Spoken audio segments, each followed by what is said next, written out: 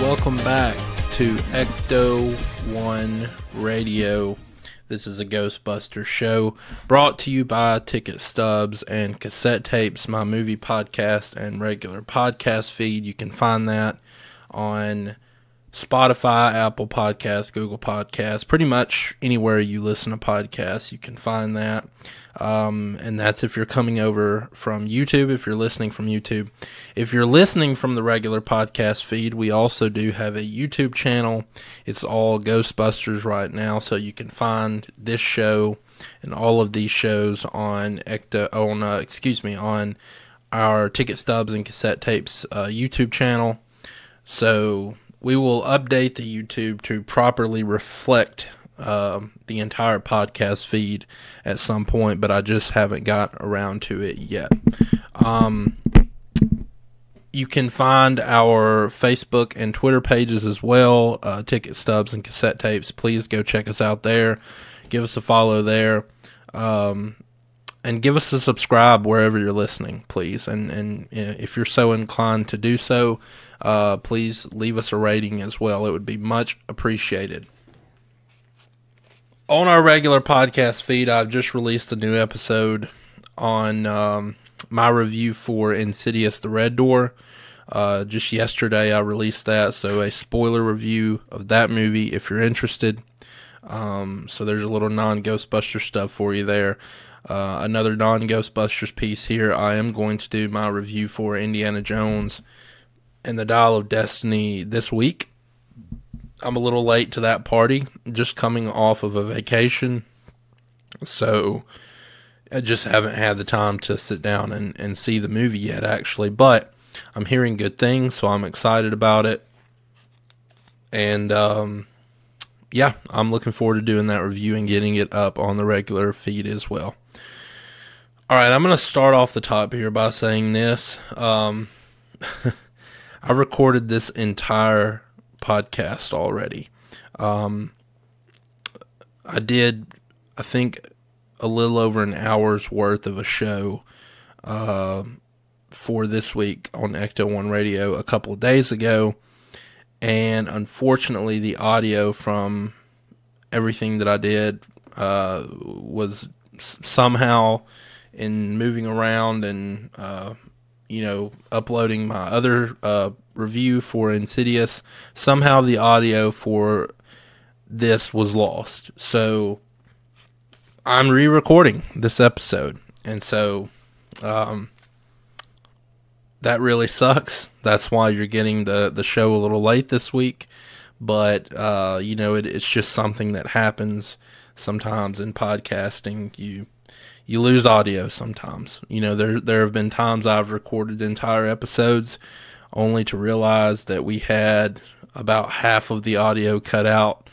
So, you just run into these things sometimes. But I'm not just going to cancel the episode. Even though there's not a ton to talk about, I do want to keep the show up regularly. So I'm gonna redo this.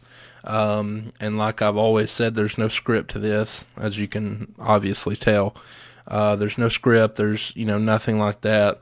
I have a few talking points and I'll give my opinion. So, I'm just going to run through my points again on this show. And yeah, going to have some fun talking some Ghostbusters. Always fun talking Ghostbusters. So, let me start here.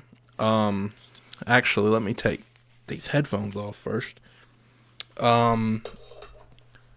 The show we did a couple of weeks ago, I think, we talked a little bit about how things are kind of going to be dead for a little bit. in the world of Ghostbusters, you're not going to hear a whole lot about the movie right now. We just within the last few weeks we went into post-production and that whole process, which is good. You're basically on your last leg of making the film at that point. But with that comes a lot of silence, and you're not going to obviously see videos pop up from filming or production because all of that is over. So basically, unless there's some sort of big spoiler leak at this point, the next thing that we're going to hear coming out of this movie will be, either some news regarding the release date being pushed, or, we'll probably have some sort of teaser. And, as I've said before, that's probably not going to happen until late September, maybe October, maybe even later than that if the release date gets pushed back. So, we're still operating on the idea that this movie is going to release in December, because as of today it is July the 9th and we haven't heard any different. I'm sure that in Jason Reitman's mind, in Gil Kenan's mind, in Sony's mind, they have some sort of threshold that they're trying to hit in post-production. And, maybe if they hit that threshold, and they'll keep the release date in December, and if they don't hit that threshold, they'll push the film back. Now, I don't know what that threshold is. I don't know what they're measuring. But I would, they're definitely not just playing this by ear at this point, because you can. This is a business. It's, you're working on a project that is costing millions of dollars to make, and will hopefully make you millions of more dollars. So, you don't just fly by the seat of your pants on these kinds of things. They have things that they're closely monitoring to see whether or not they want to push this film back. We just don't know what those things are, and we probably never will. So we'll see. I mean, that's, I've said it just about every show we've done in the last few months. We just don't know. But I do know this, every day that comes and goes, we're getting closer to the release date of this movie, and that's really exciting as a Ghostbusters fan. And we have some things to talk about tonight regarding the movie. We have some Ernie Hudson quotes that I would like to talk about, and some interesting quotes, not just something to pass the time here, but he made some interesting comments in a couple of different quotes that he has given in the past week. So I do want to talk about that. And towards the end of the show, we'll talk some collector stuff that I picked up this week, and I would like to share with you, as well as a couple of new released items, unlicensed Ghostbuster release items, toys that I would like to talk about as well. So we have a few things to cover today, and I'm, again, just excited to talk Ghostbusters.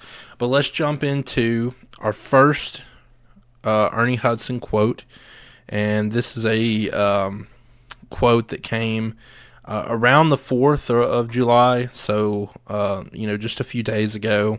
And this is Ernie Hudson talking about this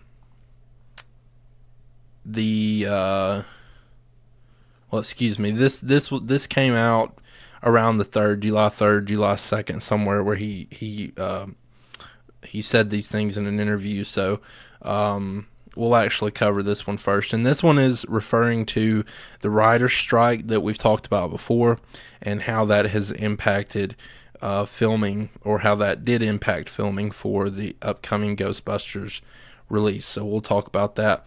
Ernie Hudson is sort of making the rounds right now, doing interviews for his new film, Prisoner's Daughter. And of course, with a guy like Ernie, anytime he's being interviewed for anything, Ghostbusters is going to come up. So, you're always going to get quotes from him, whether they mean anything or not, whether they're, like I said, they're impactful quotes, or, him just saying whatever he can to get through the interview. I mean, you're just always going to get something from him when it comes to, any press that he does. So this comes from an interview he was doing for his new film, Prisoner's Daughter, and he was asked about the writer's strike and maybe how it affected the upcoming Ghostbusters movie. And he said, quote, "Yeah, we finished. The movie is done. It's wrapped. Obviously, they're editing and doing whatever else. I've heard rumors the end of the year they'll push for, or maybe spring of next year. I never know how the studios are going to do whatever they do, but the filming is done, which was a little bit difficult with the writer's strike and everything going on. So I know there was a lot of shuffling around in terms of where it was being done, but I'm thankful that we at least got it done in the can, and now I'm like everyone else, waiting to see what it all looks like."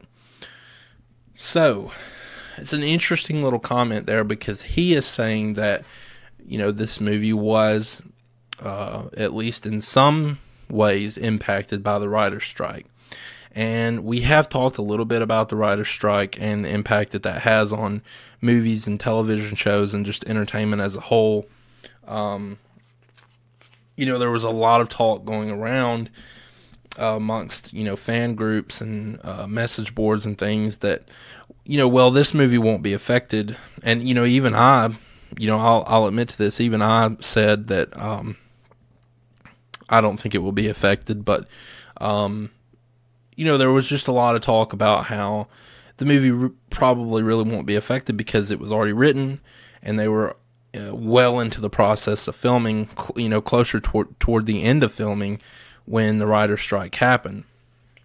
Well, you do have to take into account rewrites and little things that you have to do every day on set, little changes or additions or subtractions that you have to make from dialogue or your script in any way whatsoever to make things work on a film set. A lot of times you get on a film set, you're working on, making your movie, and some things that you put on the page don't work as well when you get to the filming stage, so things have to be altered. And that's where writers are needed. And obviously when you have a strike going on and nobody's writing, that has an effect on a movie. So I would say that is probably what we had here. Now, I will say, again, they were enough into filming that I don't think probably the impact was very high on this movie. I don't think it's anything to be necessarily concerned about. He says in the quote there was a lot of shuffling around in terms of where it was being done. So that's an interesting quote that I don't really know the meaning to. There's really not much you can take away from that. But it sounds like that they did get it completed and found a way to work through their issues, and that's good. Now,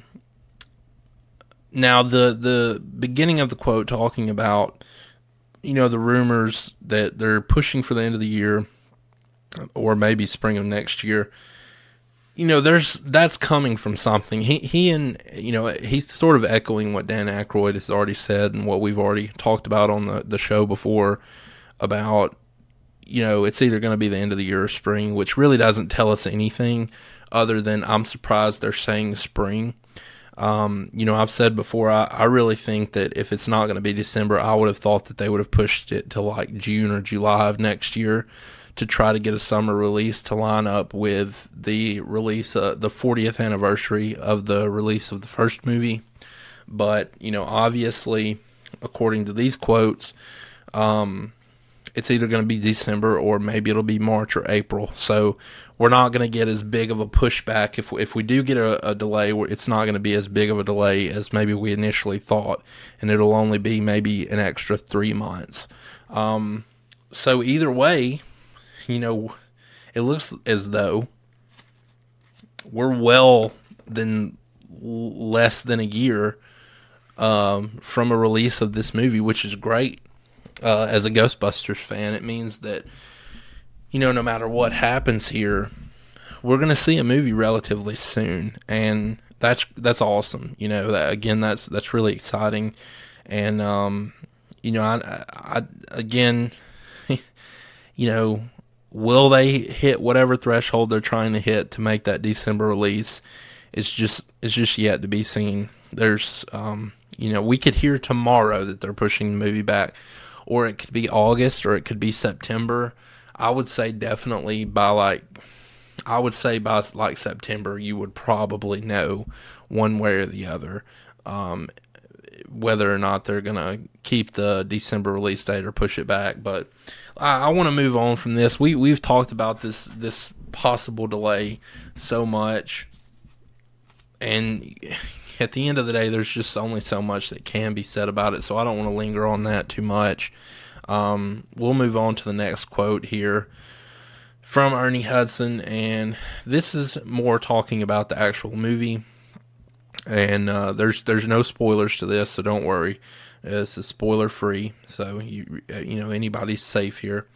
But we'll jump into this next quote where it talks a little bit about the actual movie that is being made. And Ernie Hudson says, quote, "But Winston, I think his place, what this last movie Afterlife did was it gave him a place to be a purpose. Why is he here? Well, he's the guy who has the money to keep this thing going. So that was good. It wasn't so much more because we do have these new characters, we're introducing new stories, but he has a place and purpose for being there. I think in earlier movies you established a friendship between the three main guys. They've already established a business, so how much do we? And I totally don't understand all that, but Winston definitely has a place. Now, how much of a place and all of that gets decided on by other people. So it's a little... You have to navigate through these quotes a little bit because it is a little confusing the way it's phrased. But, I think essentially what he's saying is he's glad that Afterlife didn't just randomly bring Winston back. They actually kind of gave him a purpose for being there other than just being, a Ghostbuster 35 years ago. They actually gave him a purpose for being there, which is, that he has made it really big in the business world. He owns Ray's Occult at this time. He's helping Ray out, and they're friends. That friendship still lasts, and so of course he would be there at the end of Afterlife, and of course he would be a part of the new franchise, and that's cool. That's cool to see that Winston, has been,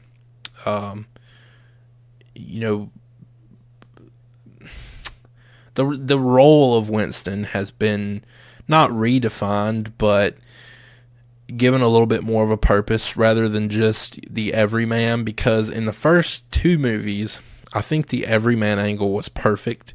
I think that it worked really well, and it gave us sort of a person in the group to look through, because, we're not, or I should say probably most of us, we're not parapsychologists, we're not scientists. We are the everyman, and it's easier to see what's going on in Ghostbusters through his eyes because he shows up and he's just looking for a job. He's just a blue collar guy looking for a job. This isn't a lifelong passion for him. He just wants a paycheck, and I feel like that's how most people are. And so that's a really cool character to have, and it also adds to the comedy because, he's just a guy that shows up and he doesn't even know if this is real or not. He just knows, again, that he wants a paycheck. So, when he starts going through some of the same things that the three guys were going through earlier in the movie, it does make it funnier because, he's not really even sure what's going on. He's just there for a job. So and that works for the first two movies. But now, that you're focusing on newer characters, and I think this is kind of what Ernie Hudson is saying in this quote. When you're focusing on these newer characters, you kind of need to shift your focus for Winston a little bit and give him more of a purpose.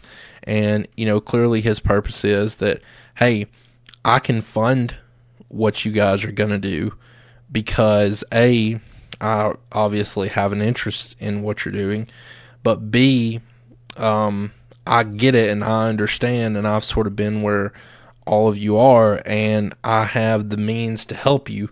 And, let's be honest, if that wasn't there, if that part of Winston wasn't added to his character, where would these new characters get the funding to reestablish a Ghostbusters franchise? I mean, like Paul Rudd's character said in Afterlife, there hasn't been a ghost sighting in 30 years, and probably not many people outside of that small town in Oklahoma know what happened in Afterlife. So, and it's been a long time since Ghostbusters too, so that, people are going to be skeptical of ghosts again, obviously, when they go back to New York. And you're probably not going to get any sort of federal funding for, a Ghostbusters franchise to reestablish itself. So now you have this built-in way to reopen the franchise, or, reopen the business with private money. And so it really works from multiple angles. And you can tell that was something that was thought out by Jason Reitman and Gil Kenan beforehand. You can tell that they've thought this one through, just because I said it. Like I said, it covers so many different bases. With this sort of new version of the character, and I don't mean that in any sort of negative way. Just this, and I don't want to say it's an update or anything like that, but I guess that is probably a good way to say it. This update to the character of Winston. And making him a little bit more than he originally was. It just works several different ways. So that's a fun little quote from him there. But let's get into what he says next, and about some other people in the movie. And there's something a little interesting in this next quote that I want to discuss. So let's just read the quote first. Ernie goes on to say, quote, "Also, as we introduce new stories and new characters, that's what moves the whole thing forward, but we're still a part of it. So it was great to see Bill Murray and Dan Aykroyd, Annie Potts. It's great to see them there, and really just enjoying it and enthusiastic about being there. It's different. It's not necessarily the direction I would go in, but I just love being a part of it, and I think the fans will like this new direction, but we'll see." Okay. Now, surprisingly, this is not a quote that's been picked up or talked about much, and that shocks me. If this were something from Star Wars or Marvel, I think this quote would be heavily, heavily analyzed, and everybody would know it by now, and Ernie Hudson would have already been called back for another interview just to try to clarify this. But because it's a Ghostbusters quote and it's a smaller franchise, it's just kind of went over a lot of people's heads, I think, and a lot of people may not even know he said this. And you out there listening may not have known he said this. But the first thing I think about, and I don't want to scare anybody, so just hear me out before I say this. The first thing I think about with the end of this quote and him talking about it's not necessarily the direction I would go in, it immediately makes me think of Mark Hamill and The Last Jedi. When he kept saying in interviews, I'm really just surprised what they're doing with the Luke character. It's not necessarily the direction I would go in. I think he actually might have said that verbatim.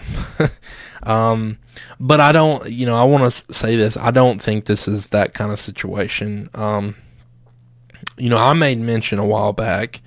It was around the day that, it was around the episode that we did, I think, for Ghostbusters Day. It was somewhere around there, that I know some stuff about this movie, some spoilerish stuff that I wish I didn't know, but I do, and it's stuff that's not really out there on the internet anymore. I think Sony did a really good job of quickly getting this stuff down, and taken off the, all avenues of the internet from what I've seen, to avoid more people seeing it. But there are some spoilers that I know about this movie that I'm not going to share, obviously. I'm not don't worry about spoilers or anything. I'm not going to share any of this. But I will say that the movie is going to be different. It's going to be, there's going to be a different vibe to this movie. I don't think it's going to be in the classic Ghostbusters format.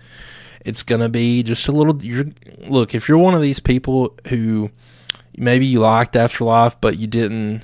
You kind of wish they would just do something different. Well, I'm here to tell you, you're about to get that movie. You're about to get a different kind of movie. Again, I think it's gonna be. I will say this. I'm a traditionalist, but from what I've seen, I kind of like what looks like is gonna happen. In some ways. I'm gonna let some other things play out in the movie. I gotta see the movie first to solidify my opinion, and obviously what I've seen is just a fraction of the movie, so you never know how things are gonna play out. I don't know anything about the plot really, but you have to let some things play out, right? You can't just say beforehand, even knowing some spoilers, that it's good or bad, right? You have to know. But I can tell you it's going to be different, so I can see what he's saying. What I think he means by this quote is that what he would do is make a traditional Ghostbusters movie. And I'm sure that's what he means. That could not be what he means. I don't know.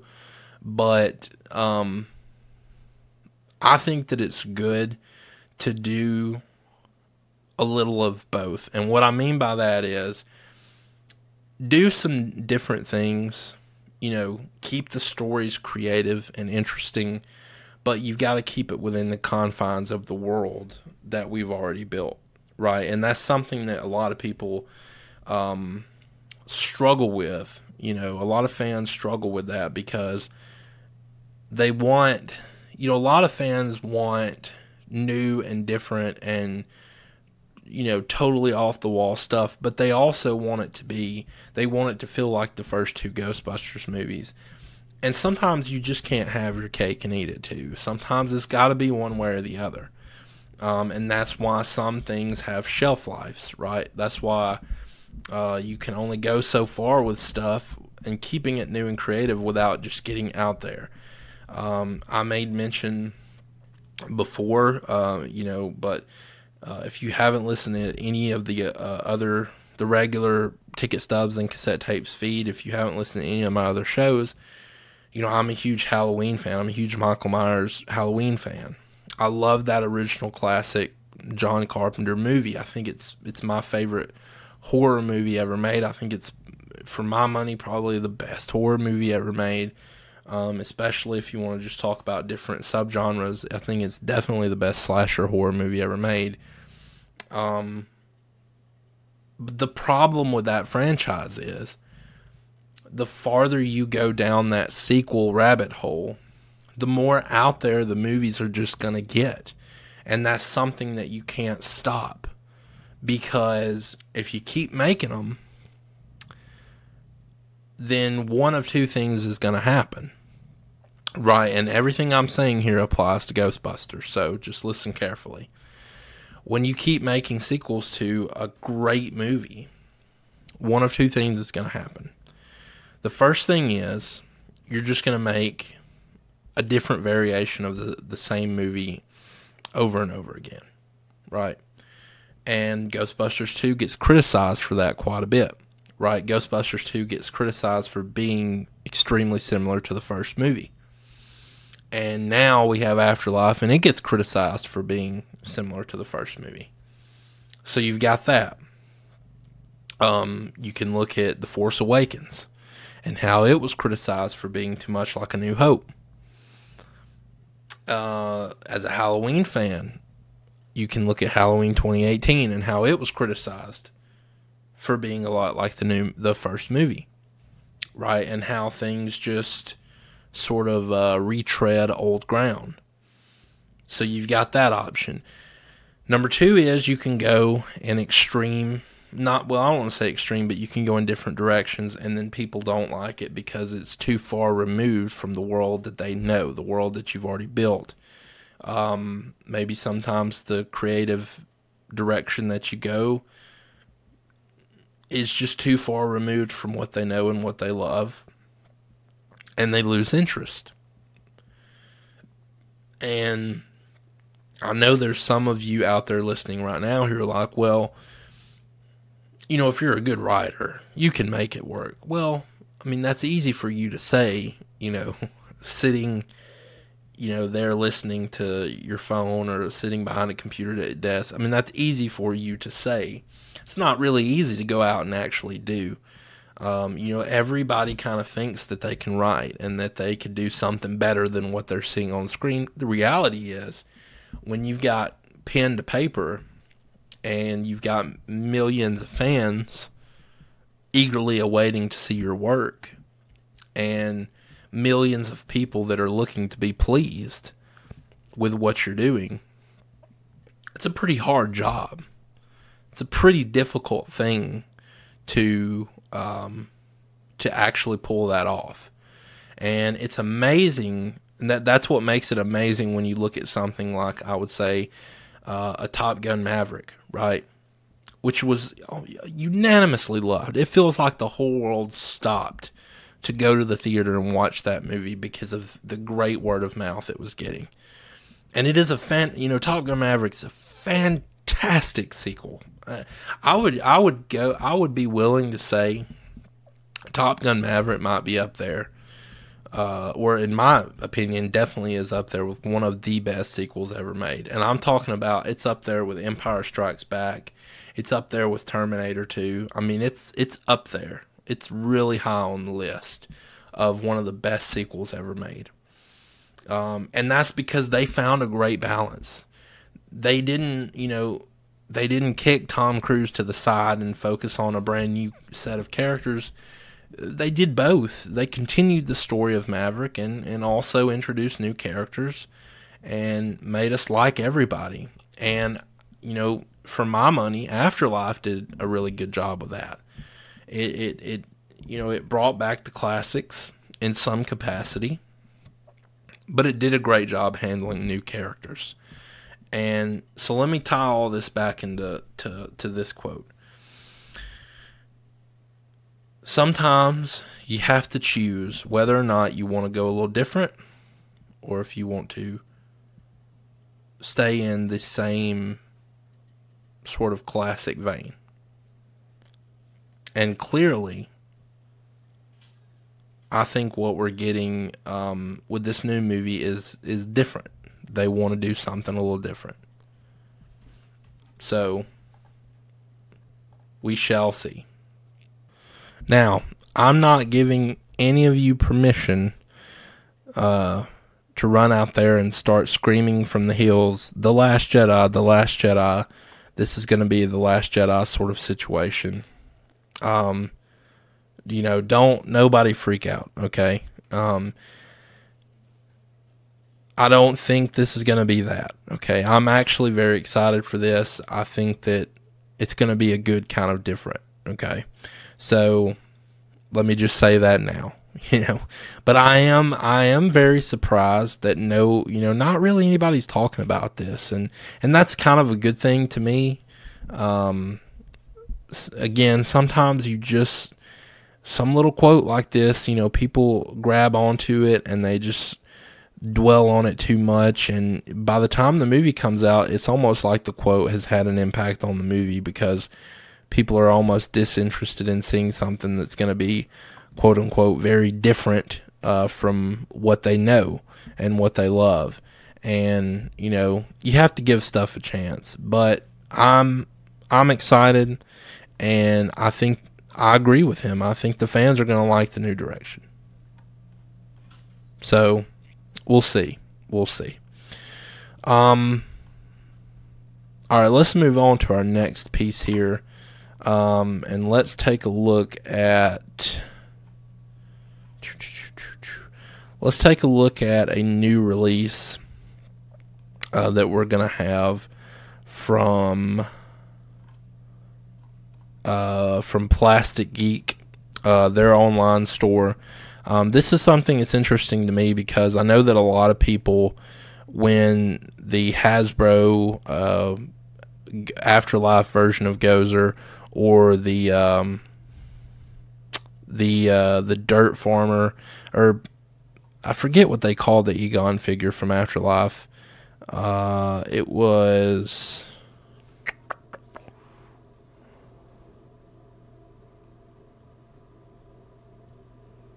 let me look up here. I forget what they called it. I think it was like the family that bust together or something like that. It was, if you remember correctly, it was like this purplish figure of Egon from Afterlife. And then you also had the Gozer figure from Afterlife, both released by Hasbro. Well, essentially what Plastic Geek has done is they've made their own variations of those releases, and they will be released, or they will we'll see the launch of those figures pretty soon. The names of these are going to be Flat Top and Slime Dirt Farmer, so it is important to point this out. These are unlicensed, but they still are very cool. They're fan made, which you see a lot of in Ghostbusters, which is something that's really cool. I've always loved how the fan base kind of takes over when it comes to things like Ghostbusters, and you see some really creative things. I mean, just think about like the world of Proton Pack building, or how many different versions of the Ecto-1 you've seen. Maybe online you've seen pictures that, over the last 25 years or more, that the fan community has just done on their own accord. That's always been one of the coolest parts of the franchise to me. And now that we have, social media and the internet, and we can see, these bigger releases of this kind of stuff like these toys, it's always been really cool to me. These people put a lot of time and a lot of effort into this. And so, I always like to take a little time in the podcast to point some of this stuff out, to, put people's work on display. So, these are, like I said, both fan produced, entirely non-licensed. They're made to scale, perfectly, sort of next to Hasbro's pre-existing Ghostbusters Fright Feature toy line. And, obviously Flat Top resembles Gozer, while the Slime Dirt Farmer resembles the spectral form of Egon Spengler. The Flat Top figure will stand 5 inches tall. It's made of a semi-ridged, pearlized, color-shifting resin. It features 4 points of removable peg articulation, and it has glowing red light piped eyes. And it looks really good. If you haven't seen this, go check it out online. It looks really cool. It looks like it would be a really cool toy to have on the shelf, and I really like the size of this thing too. It's not something that's so small, you can barely see the details, and it's a little bit bigger, almost a half a foot tall, so it just looks really cool. Also standing 5 inches tall, the Slime Dirt Farmer is similar to Plastic Geek's previous release, just instead being cast in a semi-ridged translucent green resin that includes glitter paired with a metallic gradient. While this figure is a slightly modified recast of Hasbro's release, it does include a spirited glow-in-the-dark action to help it further stand out in your collection. And it looks really cool when it glows in the dark. Again, there's a lot of detail to this. I will say, not to disparage this work at all, again, it does look great, but I will say I do prefer sort of the purple, the translucent purple that came from Hasbro's release when it comes to the Egon figure. It did just kind of look a little bit cooler to me, but this one is also really cool, and I honestly wouldn't mind having both. But if you'd like to grab either of these, they'll be available to pre-order, or they already are, available to pre-order as of yesterday, Saturday, July the 8th. with Flat Top priced at $65 and the Slime Dirt Farmer at $45, and you can get them exclusively through Plastic Geek's online store. So, yeah, I mean, just a couple of cool pieces of toy news here. I always love seeing, these people take on, the new Ghostbusters toys and working on fan creations. With us getting, closer to the release of the new movie, it's going to be really cool to see what they do for that, what everybody does for that. And usually when a new movie is released, you'll get some cool toys, both licensed and unlicensed. And as a collector myself, that's always exciting news. And that brings me to the last thing I want to talk about here. I did pick up a couple of cool collector's pieces that I wanted to discuss today. Something, a couple of things that I've wanted for a while, but I haven't gotten around to looking for, getting a hold of. Finally did, and the timing just worked out perfectly to where I found both of these at reasonable prices and grabbed them both. The first thing that I grabbed was the Real Ghostbusters, the Now Comics, number 1, the issue number 1 from 1988. This is a really cool piece. It's in fantastic condition for, a 35-year-old comic book. It's in mint condition, basically. I picked it up from my local comic book store. They had just gotten one in. I've never seen one in that store before, but they got one, and I instantly grabbed it the minute they posted it. And, I'm so glad to have this thing in my collection. I've been wanting one for a while, but just couldn't find one at a price that I thought was reasonable, and finally was able to get a hold of one. I do have quite a few issues of that comic series, as well as the Slimer and the Real Ghostbusters, or the Slimer comics, but I did not have the first issue, so that was a great pickup. Another thing I got, and this one I'm probably a little bit more excited about, even though I don't, some of you may be wondering why I would be as excited about it. Back when Ghostbusters 2 was released, and a lot of you remember this, they did Hardee's did a promotion with Sony, and what we got out of that was some promotional cups with the Ghostbusters 2 logo on them, and also some noisemakers. Now, some of you will remember that the noisemakers actually got recalled, I believe, at some point, because the batteries, the little watch batteries, would come out of them. You can still find those on eBay as well from time to time. I'm actually going to try to get a hold of one of those too. But the cups were really great, the old Hardee's cups. I believe they say official Ghostbusters headquarters, and you get a Ghostbusters 2 logo in the front, and then on the back you get a bigger version of the Ghostbusters 2 logo. Now, it was cool to get the cup, but one of the reasons why I'm so excited about it is because it's basically been buried in a basement for 30 plus years, so it's in great condition. I mean, this cup looks like I went down to Hardee's and bought it today.